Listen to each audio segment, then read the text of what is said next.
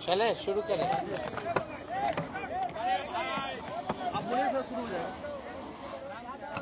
शुरू करें।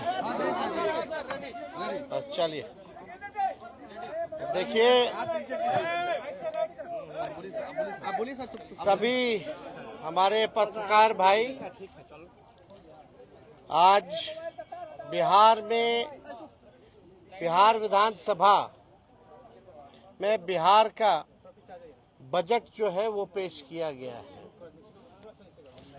और ये सरकारी पन्नों पर झूठ और जुमलों की स्याही से लिखा हुआ भाषण जो है माननीय उप मुख्यमंत्री सम्राट चौधरी जी ने पढ़ा है, मगर इससे जमीनी सच्चाई कुछ और है, वास्तविकता कुछ और है। और पूरी तरीके से जब हम लोगों की सरकार 2015 में महागठबंधन की थी, उस जमाने से ही ये बात, पुरानी बातें दोहराई गई हैं। हर ब्लॉक में स्टेडियम बनेगा। शायद इनको स्टेडियम की परिभाषा समझ में नहीं आती है। आज तक 10 सालों में या इतने सालों में आज तक जो है किसी भी प्रखंड में ढंग का स्टेडियम आज तक नहीं बना है। वही पुरानी बातें जो 5 घंटों में जो है पटना पहुंचेंगे, 4 घंटों में पहुंचेंगे, लेकिन स्थिति क्या है, पुल पुलिया टूटता रहता है, भ्रष्टाचार का भेंट चढ़ता रहता है। एक पुल, मेगा जो पुल जो बन रहा है वो एक बार नहीं 3-3 बार टूटता है, फिर भी किसी पे कार्रवाई नहीं होती है।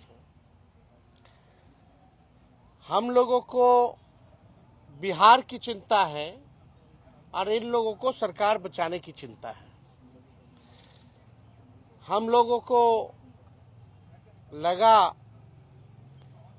कि इस आखिरी बजट में जो इस मौजूदा सरकार, जो एनडीए की सरकार है नीतीश कुमार जी के नेतृत्व में, ये इन लोगों का आखिरी बजट है। अब ये लोग दोबारा सत्ता में आने वाले लोग नहीं हैं। आखिरी बजट में हम लोगों ने कल मांग भी की थी कि 200 यूनिट फ्री में बिजली किया जाए, किसानों का जो ऋण है वो माफ किया जाए, उनको फ्री में बिजली उपलब्ध कराया जाए। माई बहन मान योजना के तहत कम से कम 65% ऐसी महिलाएं जिनको खून की कमी है। बिहार प्रदेश में सबसे ज्यादा बौनेपन के शिकार जो होते हैं बच्चे हो रहे हैं पूरे देश में। इनको कम से कम 2,500 रुपया प्रति माह जो है वो दिया जाए। हम लोगों की मांग थी कि गैस सिलेंडर को जो है 500 रुपया कर दिया जाए। वृद्धा पेंशन, विधवा पेंशन, दिव्यांगों का पेंशन 400 से बढ़ा करके ये 1500 रुपए कर दे। लेकिन इसमें कहीं भी इस मौजूदा बजट में इस एनडीए की सरकार ने ध्यान नहीं दिया। लेकिन आखिर कब तक नहीं करेंगे? हम लोग हमेशा इस लड़ाई को लड़ेंगे और इनसे जो है नाक रगड़वा करके भी करवाना पड़े तो महिलाओं के खाते में उनको आर्थिक न्याय दिलवाने का काम हम लोग जरूर करेंगे। आप बताइए, 3,17,000 करोड़ का बजट इन्होंने बताया है भाई। 3,17,000 करोड़ का। टेक्निकल हम बात अगर पूछे तो सरकार को रेवेन्यू तो आ ही नहीं रहा, राजस्व तो मिल ही नहीं रहा, तो ये अचानक से 3,17,000 कैसे पहुंच गया? जब बिहार को रेवेन्यू ही नहीं आ रहा है तो ये 3,17,000 कैसे पहुंच गया? बात है कि ये इन्फ्लेटेड बजट है। बढ़ा चढ़ा करके अगर बोलना ही था तो 3 लाख का, ये लोग 5 लाख बोल देते हैं, 5 लाख करोड़ करेंगे, तो इसका कोई मतलब नहीं है। पिछले बार भी जो बजट में इन लोगों ने घोषणा किया था, कौन सा काम जो है इन लोगों ने पूरा करने का काम किया है? पूरी तरीके से जो है धरातल पे कुछ नहीं नजर आ रहा। 7 निश्चय की बात करते थे, 7 निश्चय का बताओ कौन सा योजना सफल है? 7 निश्चय 2 की बात करते थे, बताओ 7 निश्चय 2 की योजना कौन सी सफल है? कोई तो योजना सफल नहीं हो पा रहा। ये पूरी तरीके से बिहार के हित में ये बजट है ही नहीं। ये केवल कागजों पर जो है ये बजट जो है केवल रह जाएगा, जैसा कि हम लोगों ने पूर्व में भी देखा है। केंद्र सरकार ने धोखा दिया, बिहार के साथ सौतेला व्यवहार किया है।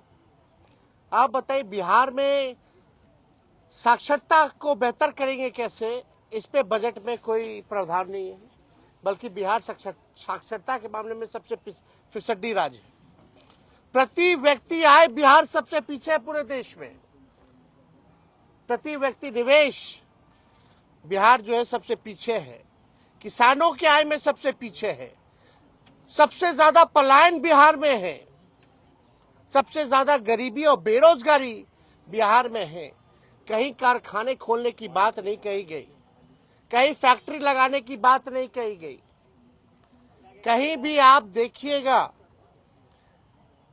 नौकरी, रोजगार कैसे नौजवानों को उपलब्ध कराएंगे इसकी बात नहीं की गई। कैसे पेपर लीक रोकेंगे इसकी बात कहीं नहीं कही गई। पूरी तरीके से लॉ एंड ऑर्डर के बारे में कोई चर्चा नहीं, बल्कि अपराधी जो हैं आजकल प्रशासन के लोग जो है वो असुरक्षित महसूस कर रहे हैं। पुलिस कर्मियों को जो है मारा जा रहा है, कभी कौन माफिया मार दे रहा, सर फोड़ दे रहा, कभी गोली चला दे रहा। पुलिस का मॉडर्नाइजेशन कैसे हो इसके बारे में कोई चर्चा इस बजट में नहीं है। पलायन को हम कैसे रोकेंगे इसके बारे में कोई चर्चा नहीं। बंद चीनी मिल हो, जूट मिल हो, इसको कैसे खुलवाएंगे इसके बारे में कोई चर्चा नहीं है। दिव्यांग भाइयों के बारे में कोई चर्चा नहीं है। महिलाओं को आर्थिक न्याय देने के बारे में कोई चर्चा नहीं है। ये हवाई फल्ला चीज चलाएंगे, फल्ला चीज चलाएंगे। अरे तुम बस चलाओगे, कुछ चलाओगे तो बताओ कितना बस चलाओगे, कहां से चलाओगे, कौन से शहरों में चलेगा, या कैसे ट्रेनिंग दिलवाइएगा, क्या है उसका? केवल हवाई नॉर्मल बिहार ट्रांसपोर्टेशन का बस तो चल नहीं पाता है। आप लोगों ने भी देखा होगा बिहार में ट्रांसपोर्टेशन नाम की कोई चीज नहीं है। और फलना बातें जो है कही जा रही है। गरीबी, बेरोजगारी, पलायन, महंगाई, मिडिल क्लास फैमिली हो या गरीब परिवार हो, महंगाई से सब लोग अफेक्टेड है, लेकिन महंगाई के बारे में कोई चर्चा नहीं की गई। यह पूरी तरीके से बेकार का बजट है, बिहार के हित में नहीं है। और इन लोगों को कोई बिहार कैसे अव्वल राज्यों में आए, बिहार के लोगों की तरक्की कैसे हो, इन लोगों को कोई चिंता नहीं है। हालांकि कल हमारा इस पे डिटेल में सदन में भाषण होगा। उस भाषण में एक एक चीज का जो है इन लोगों का पोल हम लोग खोलने का काम करेंगे। झूठ का पुलिंदा चलने वाला नहीं है। हम तो अपेक्षा किए थे जरा बता देते कि गुजरात को क्या क्या मिला, भारत सरकार में क्या क्या गुजरात को दिया और क्या क्या बिहार को दिया, इसके बारे में भी चर्चा करनी चाहिए थी। बताना चाहिए था कि बिहार को केंद्र सरकार ने कितना दिया और गुजरात को कितना दिया। तो इसके बारे में कोई चर्चा नहीं। हालांकि अब इस सरकार से बिहार की जनता मायूस तो पहले से ही थी, और इस बजट के बाद ना उम्मीद और इस सरकार से विश्वास जो है लोगों का उठ चुका है। और आने वाले चुनाव में इन एनडीए के लोगों को बिहार की जनता जो है सबक सिखाने का काम करेगी। नीतीश जी तो गले लगा रहे हैं, नीतीश जी तो पूरा गले लगा रहे हैं। महिलाओं के लिए बीजेपी ने बाकी राज्यों में फ्रीबीज का ऐलान किया है। उम्मीद ये की जा रही थी कि बिहार में भी करेंगे, लेकिन आज के बजट में अभी भी इसका ऐलान नहीं, तो आपको लगता है कि चुनाव नजदीक आएगा तब बीजेपी इसमें कुछ ऐलान करेगी? भैया हम लोग लगे हुए हैं, हमने शुरू में भी आज प्रेस कॉन्फ्रेंस में कहा और हमने कल मांग भी की थी कि अगर माई बहन मान योजना का कॉपी भी करना तो कर लीजिए।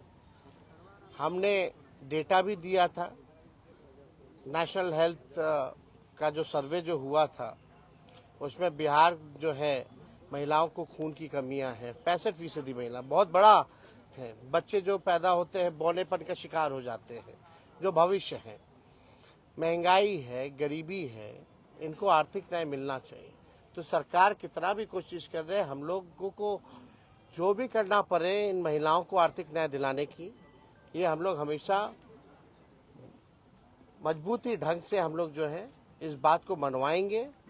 और ये लोग नहीं करेंगे तो आने वाला जो हम लोगों का सरकार होने जा रहा है, पहले महीने से ही माई बहन मान योजना, इस योजना की शुरुआत करेंगे और माताएं बहनों को 2,500 रुपया हम लोग देंगे। काफी खुश लग रहे थे सम्राट चौधरी का पीठ होगा। भाषण खोखला था तो पीठ ठोक करके नजर उधर करना था। आपसे भी बातचीत नीतीश कुमार की इशारों में हो रही थी।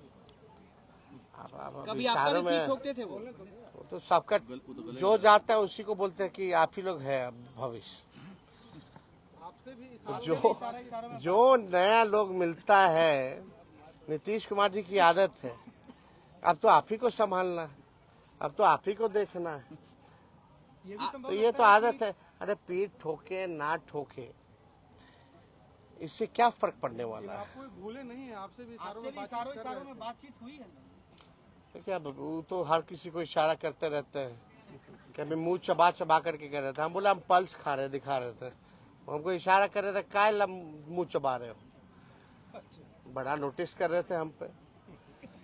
फिर हमने देखा है भाई पल्स, खाना खा के आए थे तो लंच करके आए थे तो हम पल्स लिए हुए थे, पल्स खा रहे थे।